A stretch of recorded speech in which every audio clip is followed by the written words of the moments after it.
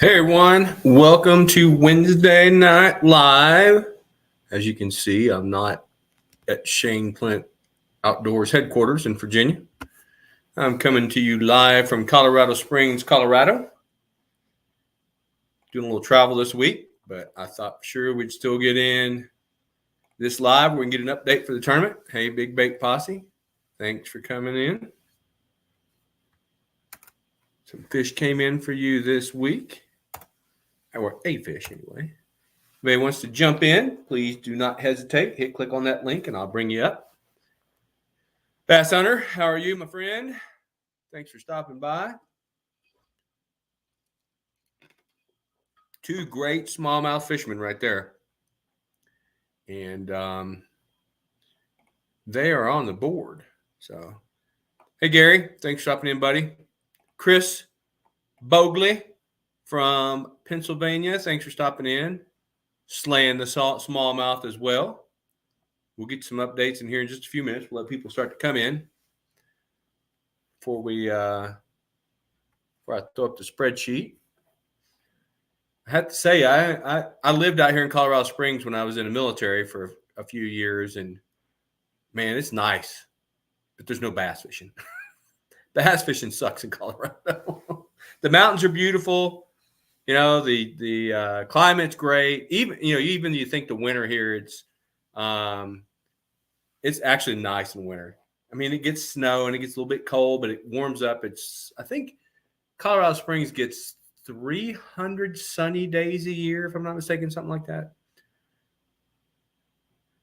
Bass Hunter, you're going to have to get on them. Yeah. Going to try and hammer some since this is the last weekend. It is the last weekend. It is. Russell, thanks for stopping in, buddy. Hope you're slaying them there in D.C. But yeah, I come out here to Colorado Springs and I go, I love it. And I'm like, yeah, but the fishing stinks. Now, did I walk right up to a big mule deer this morning when I was out on my run? Yep. Walked right up to a mule deer. Big 4x4. I was like, man, if it was hunting season, actually it is. Not in this area, but in a day or two it'll be hunting season here. So, but yeah, it's nice to come out and see different areas of the United States for sure. But I'll be ready to get back home to Virginia. When I get back, I think I mentioned this in the last a live or so ago. I lost my 36-volt trolling motor. Someone rear-ended me, and I ordered a new motor, and it's a 48-volt motor. It's going to be in on Friday, and I'm going to install it this weekend. And I think it's going to double the speed of my boat. I'm looking forward to it. So that's what I'm going to be doing this weekend. I'll probably do some fishing as well. So, but I am going to video that install because I looked out on YouTube and not a lot of folks running 48-volt trolling or 48-volt outboard motors. So I'm going to get something out there for it. So not a lot of folks jumping in here this afternoon. Thought we'd get a few. Chris, the weather is starting to cool down. Weather's starting to cool down around everywhere. So fall is upon us. I went fishing the day before I left to come here, just in the afternoon for a little bit. The water temperature is hanging out 82, 83, and it's down to 79 already in Virginia. So things are starting to cool down. The fall bite is coming on, and I'm in a topwater challenge. And Mike, if you're on here, if you hadn't popped in, yeah, I'm in Colorado. I'm not fishing the next few days, but I went out to try just to catch fish on a topwater. I didn't catch nothing. I didn't get a blow up. I packed the boat up and went home. It's like, can't win a tournament on a topwater bait if they can't hit a topwater, if they won't hit a topwater. So, all right. Well, let me go ahead and throw the spreadsheet up once. Maybe we'll keep this one short tonight. It has changed a little bit, but not a lot of it.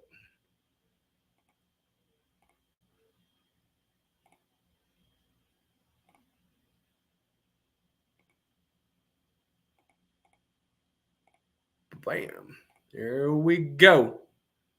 Mike Pendleton is sitting in the lead at 55.75. Right behind him is Chris Bogley We turned in some more bass this week, 54.75. And then the Bass Hunter setting at number 3 at 53. Bob, you're still in there. Nathan turned some fish in this week. Nathan is a threat for sure. He can catch some smallies. Mike, I turned in a few more fish. He's catching up. And then it's kind of starting to separate there a little bit. We got another weekend. Basically, we got 8 days left. But that's where we're at as of right now. So,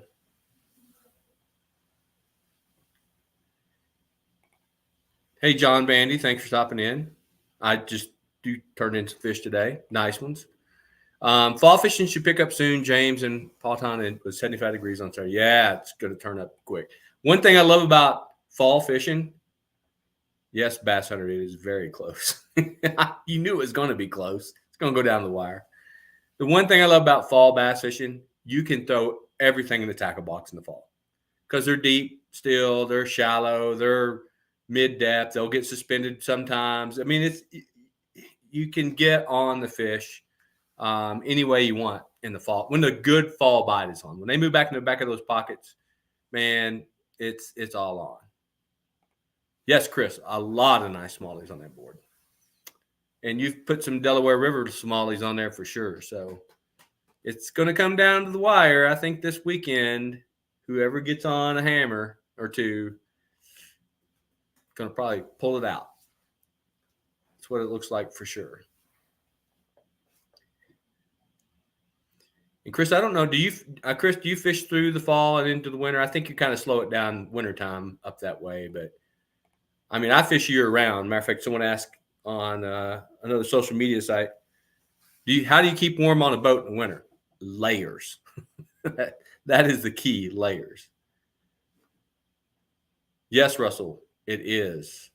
If you're a bank angler like you, fall is the fish move in, and you can get them from the bank very easily. Spinnerbait, chatterbait, I mean, just everything. The only thing that I don't pretty much fish in the fall, and you've been seeing me catch a lot of fish on them in the summer, is big Texas rigworm. I mean, I still keep it tied on, but I ain't fishing nothing on the bottom hardly. Very little bottom feeding going on when the fall bite. They're chasing shad, action baits, and most of you know I love to power fish. That's the first thing I try to do before I go to finesse fishing. So fall is one of my spring and fall, right? That's a great time of year to catch big bass. So I just got an email. Someone sent some more fish, but I'm not going to update it in the middle of this. So we'll have to wait until next week. Okay. Chris is saying usually fishes that have the boat out until the beginning of December, then trout fish streams over the winter. Yeah, I remember you putting out some trout fishing last year, Chris. I remember seeing that. So bass right, yay, power fishing. Yes. I'm a big fan. I'm a big fan. Most of you know, all of you've been following me for a while. You give me that spinnerbait, you give me that chatterbait, you give me something moving, I'm going out. I'm gonna slay them. Hey, thanks for stopping in, Big Bait or Mike. Good luck tomorrow. Catch some biggins. You're leading, but don't rest on your laurels, my friend.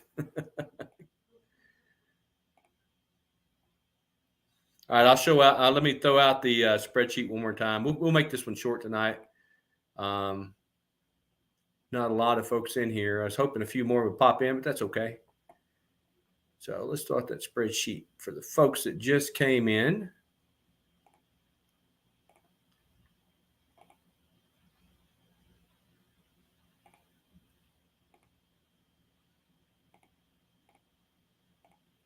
Bam, there we go. Mike is still in the lead. Chris Bogley's right behind him, and Bass Hunter is in third. Bob is in there. Nathan, all of you, quite a few fishermen in there. Just it's going to take someone pops a 19, 2 19s or a 20. Man, it's going to be tight. It's tight as it is. I will do a live next week. because it's still not closed out. So we'll see where we stand there, but you still got a few more days. Thanks, Bass Hunter. Thanks for coming in. Appreciate it. Get out there and catch some big ones. For those of you that are interested in the team tournament, we're a go. I think we got the teams we need for the team tournament. So if you haven't emailed me, please do so. You've seen I did a little advertisement on YouTube and Facebook for the team tournament. But I think we're good for the team tournament. I just checked with Omnia; they're good with sponsoring it. So we're in a good spot for that. We'll probably kick that off just right after this one closes, and we'll start that team tournament. So if you don't have a teammate and looking for a teammate, I'm sure there's some folks here that you could probably reach out to that would team up with you. And yes, James Allen, I did get your email, buddy. I know you probably just came in. I'm traveling I'm traveling the last 3 days. I get home tomorrow. I'll be responding to everybody on the team tournament. So it's kind of hard for me flying across the United States all the time to answer all those emails, but you'll get a response from me. I did get your email though. I was looking through them just a few minutes ago, getting ready for this. So I'm out in Colorado right now. I get on a jet tomorrow and fly back to the East Coast. So you're in, but we are set for that team tournament. I'm pretty stoked for that. And I just, I mentioned this last week.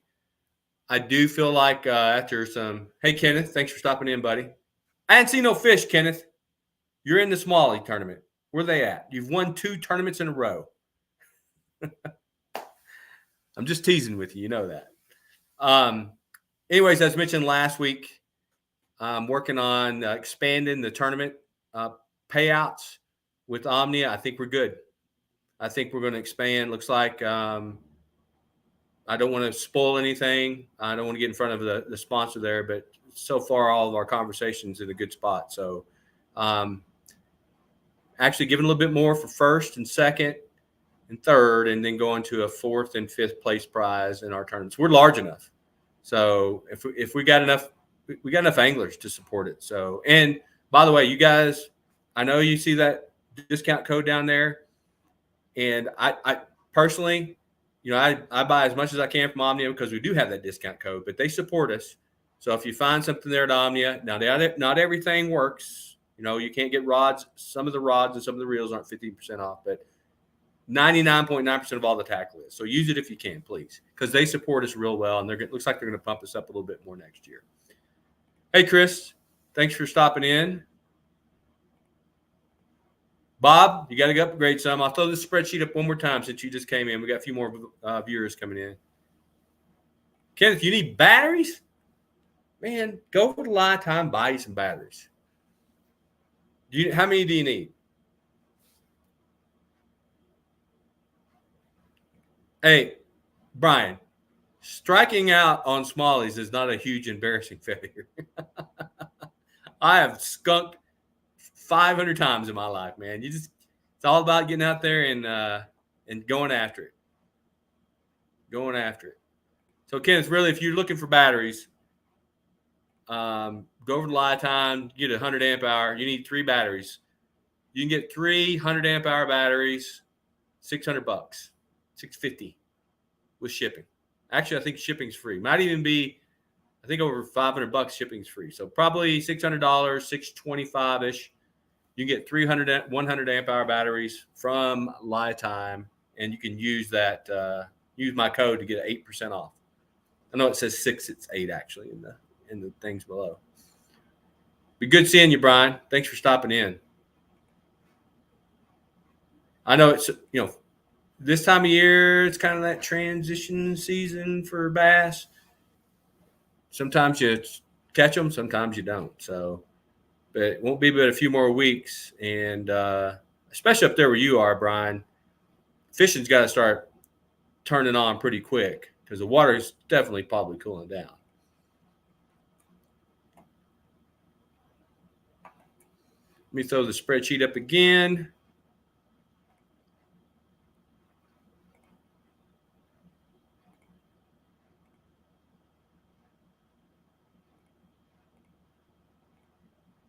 There we go.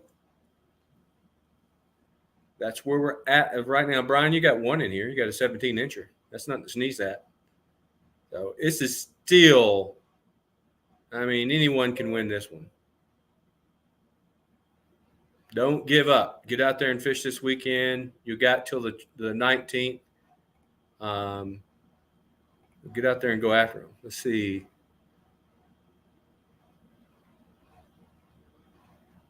Yeah, Bob, I've seen that. The water is low up on the Upper Potomac.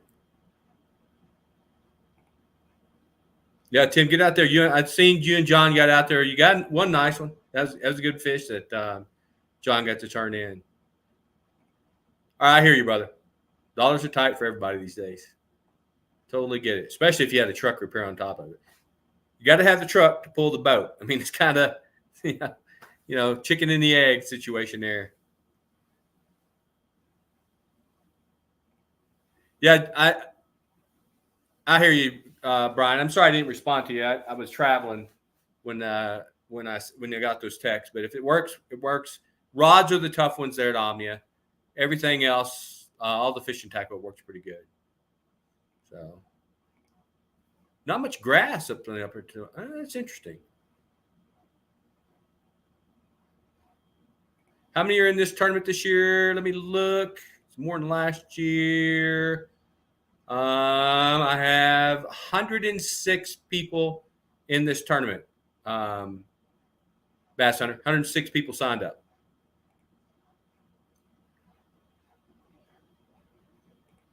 That was his first smallie.